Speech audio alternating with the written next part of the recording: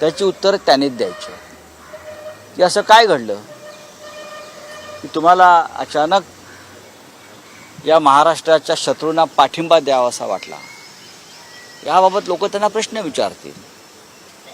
म्हणजे तुमचा जो पक्ष आहे त्याचा नवनिर्माण पक्ष का झाला, नवनिर्माण पक्ष होण्याची अचानक का गरज पडली, हे त्यांनी सांगावं. त्यांच्या पक्षानं कोणती भूमिका घ्यावी हा त्यांचा निर्णय सर्वस्वी.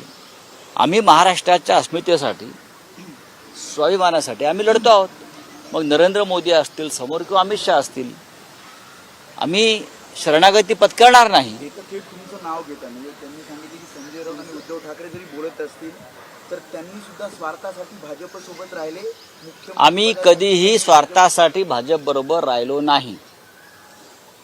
एक, हिंदू हृदय सम्राट शिवसेना प्रमुख बाळासाहेब ठाकरे, अटल बिहारी वाजपेयी, अडवाणी, प्रमोद महाजन या सगळ्यांनी त्या काळामध्ये हिंदुत्ववादी मतांचं विभाजन होऊ नये म्हणून केलेली ती युती होती. ती 25 वर्ष चालली.